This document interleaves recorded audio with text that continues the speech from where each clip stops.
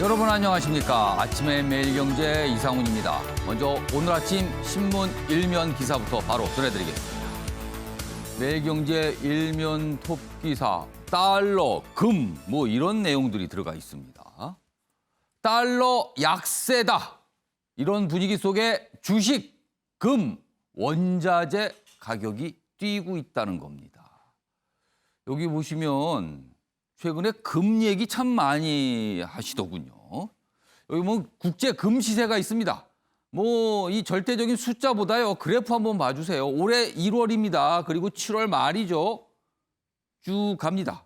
잠시 2월 말 3월 초쯤에 좀 빠졌어요. 그러나 그때부터는요. 급등세를 보이고 있습니다. 그리고 최근에는 각도가 더 가팔라졌습니다. 지금 금값이 이렇게 뛰고 있어요. 내용 좀 더 보면요. 달러를 들고 있으면 손해다. 왜 그런가 하면요. 미국에서 달러를 엄청나게 풀었잖아요. 달러 값이 떨어지고 있는 겁니다. 위험, 안전자산, 동반 랠리다. 그러니까 알도리가 없다는 거예요. 올라도 너무 오르는 거 아니냐. 이런 반응도 있습니다. 그리고 우리 주식시장 코스피 연중 최고치에 임박했고요. 외국인들이 순매수 금액이 꽤 많아졌습니다. 이번엔 국민일보 보겠습니다. 족쇄 풀린 우주 발사체, 군사 위성 언제든 쏜다. 우리나라와 미국은 미사일 지침이라는 게 있어요. 우리가 미사일 그리고 어떤 발사체를 쏠 때는요. 미국과 좀 협의를 해야 됩니다. 그리고 미국의 약간 어떻게 보면 통제를 받는다고도 할 수 있는데 이 부분을 좀 수정을 한 겁니다. 한미 미사일 지침 개정으로 우주 발사체의 고체 연료 사용 제한이 풀렸습니다. 쓸 수 있는 겁니다. 고체 연료는요. 액체 연료에 비해서 굉장히 수월하게 사용할 수 있고 그리고 고체 연료를 쓸 수 있으면 이동하면서 쓸 수 있는 또 장점도 있습니다. 한반도 상공 24시간 감시 기틀 마련했다. 우리도 군사위성 언제든 쏠 수 있다. 이런 의미가 담겨 있습니다. 다음은 한국일보 보겠습니다. 슈퍼 여당 독주의 시간. 제목이 짧지만요. 좀 강한 내용이 담겨 있습니다. 어제 국회에서 있었던 세 곳 상임위 상황을 전하고 있습니다. 기재위에서 부동산 3법 단독 처리했고요. 국토위 행안위도 야당 건너뛰고 법안 속전속결 통과를 시켰습니다. 중간에 심사 과정 없이 그냥 갔습니다. 그리고 박지원 국정원장 후보자 청문 보고서도 단독으로 채택했다. 그리고 어제 오후에 바로 임명됐습니다. 속수무책인 통합당, 의회 독재다 반발하고 있습니다만 딱히 손을 쓸 수 있는 방법은 없어요. 의장 주재 원내대표 만찬도 통합당 주호영 원내대표 참여 안 한다. 그래서 취소됐다. 이런 얘기입니다. 마지막으로 경향신문 보겠습니다. 지도부터 좀 봐주시죠. 지금 모습입니다.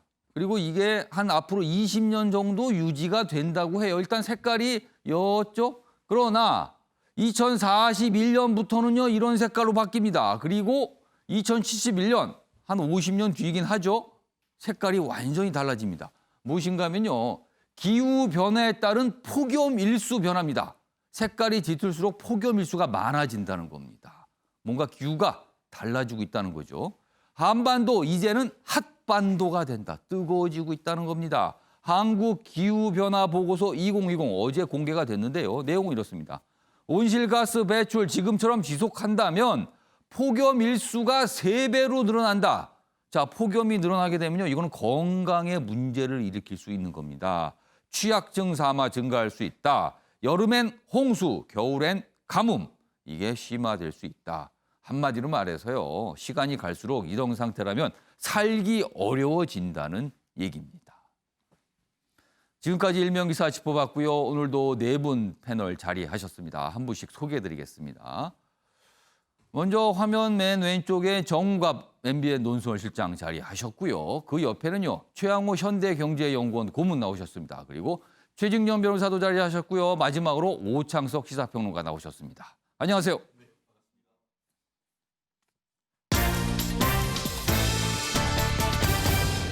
오늘 다룰 주요 이슈들을 4가지 키워드로 정리했습니다. 아침을 여는 키워드 화면에 있습니다. 먼저 첫 번째 키워드는요. 어제 국회 상황, 단독 처리, 속도전. 그리고 앞서서 기사 보셨죠? 독주의 시간. 그러니까 여당 뜻대로 가고 있다. 이런 뜻이 됩니다. 두 번째 키워드는요. 돌연 반성문인가 이런 키워드인데요. 이재명 경기지사 최근에 정책과 관련돼서 뭔가 굉장히 앞서 나가는 듯한 분위기를 풍기는 그런 정책들 하는데 동시에 당내 주류라고 할 수 있죠. 친문을 향한 어떤 호소를 하는 듯한 모습도 어제 나타났습니다. 그 얘기가 있고요. 세 번째 키워드는요. 사제 동상입니다. 일본이 뭔가 불쾌감, 발끈한 듯한 모습을 보였는데 이게 좀 오늘 기사로 준비돼 있고요. 마지막 키워드는요. 전화 받고 알았답니다. 탈북민 월북, 최근에 지금 큰 파장을 일으키는데 군 당국, 국방장관이요. 군에서 보고해서 한 게 아니라 청와대에서 전화로 연락해줘서 이걸 내용을 알았다고 합니다. 그럼 연락을 안 했으면요. 몰랐다는 얘기가 되고 맙니다. 자, 아침에 매일경제 본격적으로 출발하겠습니다. 어제 국회 상황. 글쎄요, 이 상황을 뭐라고 설명을 해야 될까요? 오늘 많은 언론들은 독주라는 표현을 썼고요. 그리고 일부에서 또 혼란상, 그리고 무력한 야당, 여러 가지 표현들이 등장했습니다. 자, 첫 번째 기사 매일경제입니다. 슈퍼여당, 부동산법 단독 의결. 3곳 상임위에서 어제 법안 13개가 처리가 된 겁니다. 야당, 청와대 하명받고 국민 기만 이렇게 돼 있습니다. 그러니까 어제 그 모습에 대해서 여당의 모습에 대해서 야당은 청와대 하명을 그대로 따르고 있는 거다 이렇게 비판을 내놨습니다. 자, 기대위, 국토위 등에서 표결 강행이다. 여기 보시면 종부세, 소득세, 전월세 신고법. 특히요 이 전월세 신고법은요 이른바 임대차 3법 중에 하나거든요. 지금 하나가 일단 어제 처리가 된 모습이었어요. 상임위 소위를 패싱하고 직상정. 통상적으로 상임위원회가 열리면 소위원회를 끌어서 거기서 심사 과정을 거치는데 어제 그거 없이 그냥 바로 갔습니다. 그리고 원래는 이 상임위원회가 열리게 되면은요 정부 부처의 보고부터 받거든요. 통상 관련된 내용들. 근데 그것도 생략이 되고 먼저 법안 처리가 갔습니다. 법사위 본회의도 밀어붙일 듯하다. 통합당은요 어제 표결에 불참했고 집단 퇴장했습니다. 부동산법만 콕 집어 강행해 과속하다간 대형 사고를 한다. 이렇게 야당은 반발했습니다. 관련 기사 하나 더 보겠습니다. 부동산법 6건 상정 그리고 의결에 60분이 걸렸다. 어제 국토위 상황을 설명하고 있습니다. 토론하자는 야당은 묵살됐다. 이런 얘기고 사진도 있습니다. 뭔가 실랑이를 벌이는 모습이 나타나 있죠. 내용 보면요. 부처 업무 보고 그리고 소위 구성도 생략이 됐다. 그리고요. 기재위는요. 이 관련 법안 여야에서 내놓은 개정안만 44건이었습니다. 그런데 어제 서명을 통해서 이 상정을 동의한다 이런 과정을 거쳤는데 도대체 어떤 의원이 발의한 법을 상정한다는지 그게 명확하지가 않았어요. 그러니까 그런 것에 대해서 제대로 설명 않고 표결했다 이런 거죠. 그래서 이 부분도 좀 논란이 있었고 야당이 문제를 좀 삼았습니다. 자, 전체적으로 어제 상황에 대한 평가를 인용을 통해서 다루고 있는데 이렇습니다. 여당은 오판, 야당은 전략 부재. 이런 평가가 좀 나왔습니다. 자, 그럼 어제 모습 영상으로 확인해 보겠습니다. 뭐 하는 겁니까 이게? 뭔지도 모르는 안건 어떻게 상정을 해요 이거? 아니 안건도 없는 걸 뭘? 아니 안건이 뒤에 철도 없잖아요. 철도 없는데. 그러니까 뭔지도 모르는데. 서류라도 제대로 갖추고 독재를 해라. 재석 26인 중 찬성 17인으로 의사일정 추가 동의는 가결되었음을 선포합니다. 청와대에서 강력히 의사를 표시하는 일종의 하명에 의해서 특정 법안만 지금 속전속결로 강행 처리하려고 하는 거 아닌가 이런 등을 고려해서 자연보고 독재 앞잡이해라. 예, 조용해주세요. 자. 네, 마지막 발언 굉장히 거친 항의로 하고 마무리가 됐습니다. 그리고 퇴장을 했어요. 자, 정관입 실장님. 여당 쪽에서는 그동안 논의 야당이 별로 협조 안 하니까 어쩔 수가 없다. 그리고 이거 급하다. 지금 봐라. 부동산 심상치 않은데 빨리빨리 가야 된다. 이런 이유를 내세우고 있지만요. 야당 쪽에서는요. 아니 중간 절차 있는데 다 생략하고 이렇게 속도만 낸다고 되냐. 이렇게 과속하다 이거 문제된다. 그리고 이거 청와대 하명 그대로 따르는 거 아니냐. 이렇게 또 반발하고 있습니다. 정우관 시장님. 어제 상황 좀 평가 좀 해주세요. 그 여당 입장에서는 지금 부동산 문제가 예. 아주 전 국민의 관심사가 됐고 예. 정책을 넘어서 하나의 이제 부동산 정치라고 예. 할 정도로 굉장히 중요한 문제가 됐죠. 내년에 재보궐 또 후년에 대선 아. 여러 가지 정치 일정에도 굉장히 좀 중요한 하나의 그 주제가 됐기 때문에 예. 이 문제를 어떻게든지 좀 진화를 해야 되겠다는 그 절박감이 좀 담겨 있다고 봅니다. 급한 불이다는 거죠 지금. 그렇죠. 그러니까 예를 들면 투기 수요를 차단한다든가 예. 실수요자에 대한 불안감을 해소하기 위해서는 뭔가 여러 가지 정책적 조합이 굉장히 필요하다. 예. 그런 판단 속에서 상당히 그 속전속결 형태로 이제 법을 지금 다음 달 4일 예상대로라면 이제 본회의 처리를 하겠다는 거 아니겠습니까? 예. 저는 부동산 관련 특히 세금 문제는 굉장히 중요한 겁니다. 그러니까 예. 모든 국민들이 해당되는 것이고 예. 굉장히 그 좀 신중하고 부작용을 최소화하는 노력들이 필요하죠. 예. 지금 여러 가지 정책 위반 정부가 발표할 때마다 부작용의 문제점들이 지금 계속 지적이 예. 되고 있고 최근에는 뭐 또 전세값이 폭등한다라는 여러 가지 지표가 나오고 있지 않습니까? 예. 어쨌든 그런 상황에서 여당으로서 보고만 있을 수는 없다. 빠른 법 통과가 필요하다는 입장을 내세우고 있는데 예. 그렇다면 야당은 그러면 대안이 뭐냐? 어떤 움직임을 그동안 보였는가? 예. 이 부분을 또 국민들은 또 한편에서 보는 겁니다. 그러니까 여당 입장에서는 논의를 한다고 해서 예. 뭐 제대로 갈 것 같지는 않고 오히려 예. 뒷다리 잡기만 할 것이다. 이런 판단 속에 정책에 책임지겠다는 형태로 가는 것이고 그럼 야당은 어떤 식으로 할 것이냐? 저는 이 문제, 특히 세금 문제만큼은 야당 보수층에서 상당히 눈여겨보고 있을 겁니다. 이거에 대해서 저거 통합당이 나름대로 대안을 갖고 좀 막아줬으면 하는 뭔가 조정을 해줬으면 하는 그런 바람을 갖고 있는 지지층이 분명 보수 지지층이 있을 겁니다. 근데 그냥 소리 지르면서 퇴장하는 어떤 전략, 과연 그런 전략적인 움직임에 대해서 어떻게 볼 것이냐. 물론 거대 여당의 움직임에 대해서 할 수 있는 수단이 없다는 얘기를 합니다만 저는 그 보수 입장에서도 지지층을 염두에 둔다면 뭔가 대안과 적극적인 움직임을 통해서 지금의 소위 일방 독주라는 그 비난만 하고 있을 것이 아니라 그 부분에 대한 좀 더 적극적인 견제와 그렇다면 새로운 대안 이런 형태로 뭔가 국회에서 좀 국민들의 관심을 갖는 그런 움직임도 필요하다. 그런 점도 상당히 아쉽다 저는 그렇게 보고 있습니다. 자, 최영호 의원님, 지금 뭐 정우관 실장님이 전체적으로 좀 정리를 해 주시면서 평가를 해줬는데 뭐 어제 이제 언론과 정치권 압박에서 이런 평가가 있습니다. 어제 모습에 대해서 여당은 무리수고 야당은 무기력하다. 뭐 이런 평가도 있어요. 자, 그런데 사실 보면 중간 절차상으로 조금 건너뛴 부분이 있어서 이 부분을 계속 야당은 문제 삼고 있어요. 그렇죠. 이건 뭐 절차상 하자면은 일단 결의사항이 무효가 되기 때문에 그러니까 일단 누가 발의를 하고 내용이 뭔가 그거는 서로 의논을 했어야 되는 거 아닙니까? 하지만 진짜로 문재인 대통령께서 국회에 가서 21대 국회 개원을 축하하는 연설에서 30회가 넘는 단어가 등장한 게 협치잖아요. 그런 상황에서 지금 하는데 저는 하여튼 뭐 전략 부재라든가 모든 것인데 분명히 이렇게 상임위가 열리면 이게 얘기가 나올 것들은 분명히 야당에서 준비를 하고 갔어야 되는 거 아니냐 생각이 되고요. 어제 모습은 뭔가 준비가 안 됐다고 보시는 거예요? 네, 가서 뭐 간사도 뽑고 이제 정부 업무 부처 보고 이제 받는 그런 뭐 상황이었는데 이게 이제 들어왔단 말이죠. 근데 이런 부분도 설명을 여당에서 설명을 좀 잘해줘야 돼요. 지금 잘 아시지만 이 임대차 3법을 계기로 해서 지금 전세 수요 시장에 아주 급격한 초과 수요가 지금 생겼단 말이죠. 그래서 가격 기능이 제대로 되지 않아요. 근데 아까 말씀하신 대로 임대차 3법이 있어요. 전월세 신고자 계약갱신 그다음에 전월세 상한제 있는데 그것도 보시면요.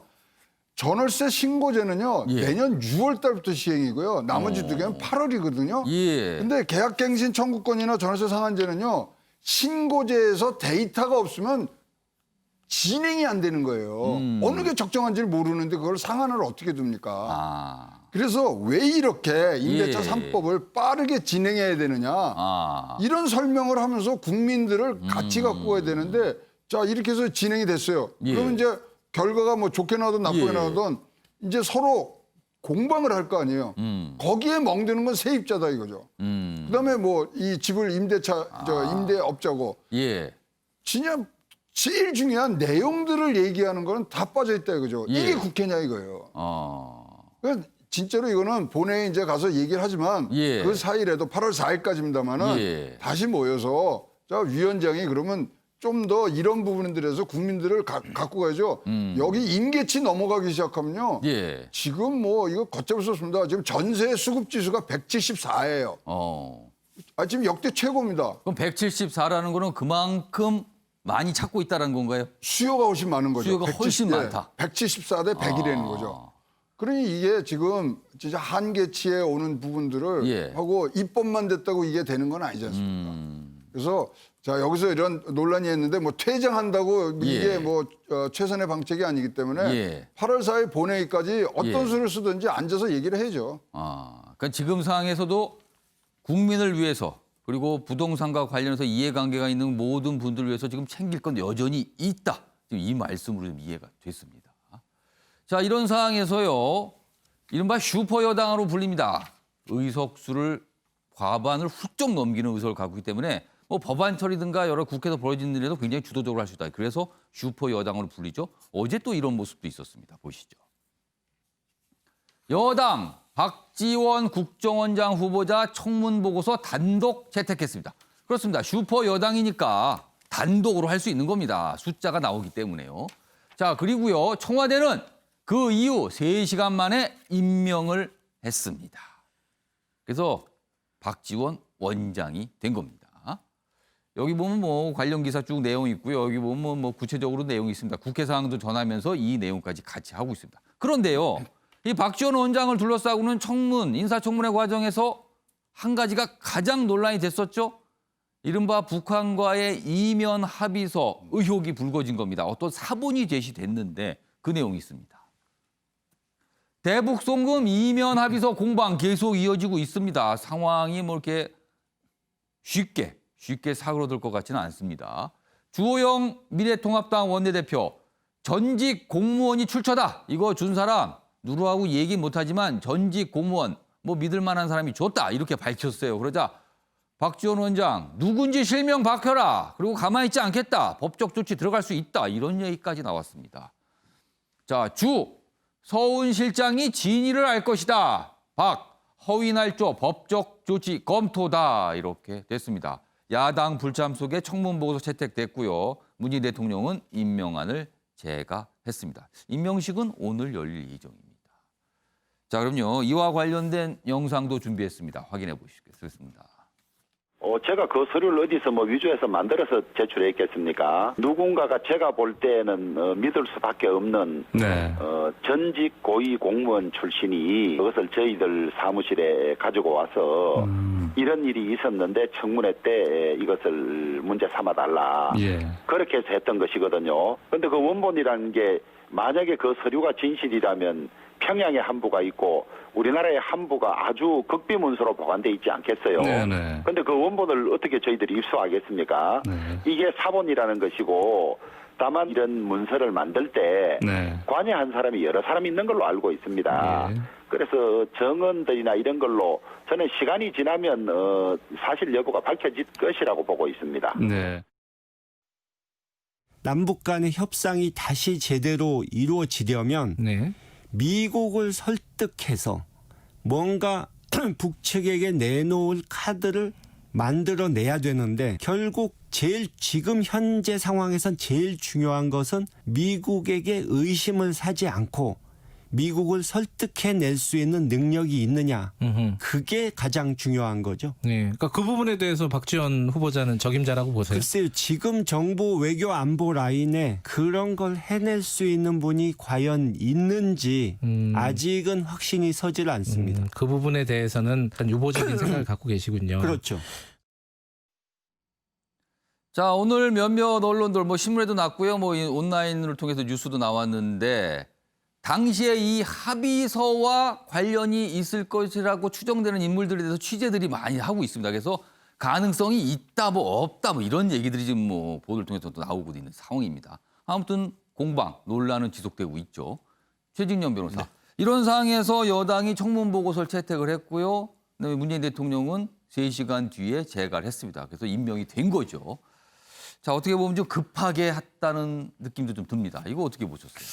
저는 7월 3일 날 예. 박지원 전 의원이죠. 예. 오늘 그 국정원장 후보로 채택했을 때 박지원 후보자 같은 경우에는 어. 문재인 대통령께 충성을 다하겠다라고 충성 맹세를 했던 기억이 생생한데요. 예.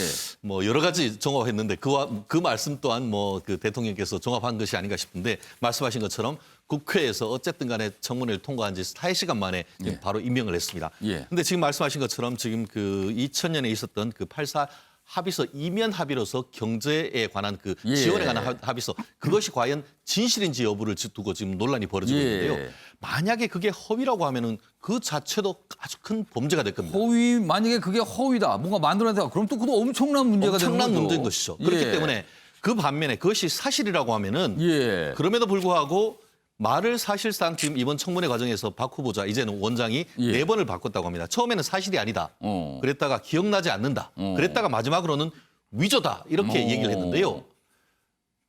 우리가 법정에서 저렇게 진술을 바꿨다라고 한다고 예. 하면은 이른바 위증 논란이 있게 되는 것이죠. 그리고 만약에 저게 사실이라고 한다고 하면은 예. 사실 북한이 청구서 지금 내놓을 거 아니겠습니까? 예. 30억 불 해놓아라. 한마디로 북한에 발목을 잡히는 그런 경우가 될 수 있는 그런 부분이 있어서 그렇기 때문에 야당으로서는 예. 이 부분에 대해서 사실 확인이 필요하다 이렇게 얘기를 하는 거 아니겠습니까? 예. 아시다시피 2000년에 그 실질적으로 이 그 합의서에 관여했던 서훈 당시 국정원 과장이 지금 예. 청와대 국가안보실장으로 있습니다.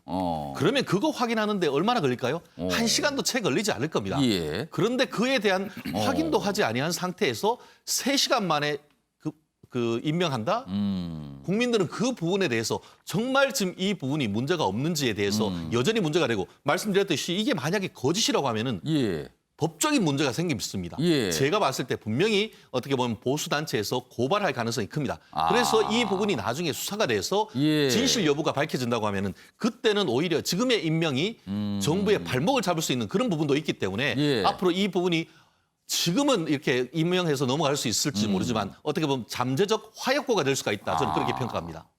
자, 오창석 평론가, 최인현 변호사는 이게 잠재적 화약고일 수도 있다. 이렇게 분석을 해 주신 거예요. 어떻게 보셨어요? 이 화약고의 방향이 어디로 될지 좀 지켜봐야겠죠. 예. 던진 사람이 화약고가 될지 받은 사람이 화약고가 지금은 될지. 진위 공방이니까 모르는 거예요, 지금. 모르죠. 저는 이게 사실은 예. 기시감이라고 그러죠. 데자뷰가 느껴지는 게 2012년 18대 대통령 선거 때 NLL 예. 포기 발언을 했다라고 해서 이른바 NLL 대화록 유추 사건이 있었습니다. 예. 그때 이제 진위는 후에 밝혀졌죠. 아니라고 이제 대화록 해제집까지 유시민 전 장관이 책으로 발간할 예. 정도로 상세하게 해제했었던 책까지 나왔습니다. 전 국민적으로 아주 뜨거웠던 사안인데 예. 그 당시 대선판에서는 어느 정도 분명히 영향을 미쳤습니다. 아. 그 당시 김무성 의원 영도에서 연설하면서 대한민국의 대통령 노무현이가 나라 땅을 팔아먹으려고 했다. 라는 유세 기록 아직도 남아 있습니다. 예. 근데 후에 어떻게 됐습니까? 그런 거 없었죠. 근데 지금 보면은 거의 비슷해요. 근데 외교 문서라고 하는데 예. 남측 그러니까 우리나라에서 작성한 표현에 보면 달러 그러니까 쌍디귿을 쓴 달러라는 표현이 나옵니다. 우리나라에서 달러라고 표현하거나 달라라고 표현할 수 예, 있지만 예. 문서에 달러라고 표현한 적이 있나요?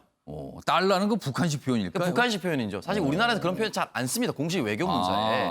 그리고 지금 예전에 반기문 유엔 사무총장이 외교부에 있을 때 예. 미국과의 WMD 그 협상을 잘못 얘기해서 경질되는 일이 있었어요. 그러니까 무슨 말이냐면 우리나라는 고위공직자가 무언가 실수하면은 사퇴하고 떠나면 돼요. 거기 책임지는 것이죠. 만약에 북한 측에서 잘못을 했다. 이런 고위 문서에 대해서. 예. 그럼 송호경 어떻게 됐을 것 같아요? 북한에서. 어. 그러니까 저는 이런 부분에 있어서 하나하나가 맞지 않고 또 하나 뭐냐. 예. 북한 측에서 작성했었다라고 하는 주장하는 이 문건에 예. 구체적 액수가 들어가 있지 않습니다. 그럼 그 당시에 그 김정일 국방위원장한테 보고하는데 예. 정확한 제시 금액도 없이 이런 합의서가 만들어졌다. 어. 그건 말이 안 되는 거죠. 그러니까 그거는 구체적 액수가 제시되지 않았다는 것은 예. 그것 이외에 또 다른 이면이 있다는 거예요. 그러니까 본 합의, 이면 합의가 나오는데 이면 합의에 금액이 없으니까 금액 합의를 위한 또 다른 이면이 있다는 거예요. 이게 합리적인 설명이 될 수 있는 것인가. 그러니까 이 부분에 대해서는 절대 말이 안 된다고 생각하고 예. 당시 국정원장이었던 임동원 국장도 예. 아니라고 얘기를 했습니다. 그리고 이제 이 부분에 대해서는 또 하나 설명드리고 싶은 게 우리나라 이제 인사청문회가 왜 이렇게 퇴행하고 있는지 이해를 할 수가 없어요. 그러니까 온 동네 예전에 흔히 말하는 이제 레드 컴플렉스를 계속해서 자극하고 있는 이런 내용들만 나오고 있지 않습니다. 예. 박지원 의원 선수가 전혀 적지가 않아요. 예. 근데 국정원장 될 때는 이런 의혹이 불거지고 그전에 의원 활동할 때는 이런 의혹이 불거지지 않았습니다. 그러니까 저는 망신주기나 어떤 모멸감 주기 이런 식의 인사청문회라고 저는 생각이 드는데 만약에 정말 후에 가서 진실 공방을 따졌을 때 저는 따졌으면 좋겠어요. 진실 공방이 따졌는데 만약에 허위였다. 예. 주호영 원내대표가 어떻게 책임지실 겁니까? 아. 이 부분에 대해서. 자, 지금 이 상황은요, 확실히 양측에게 외통수일 수 있어요. 둘 중에 하나입니다. 저 사본이 가짜든지 거짓말을 한 것인지. 둘 중에 하나입니다, 지금요. 굉장히 민감할 수도 있습니다, 이 상황. 자, 이런 상황에서 어제 임명이 됐다. 이런 내용을 기사로 좀 다뤄지고 있습니다. 자, 국회 상황 이 정도로 좀 마무리하고요.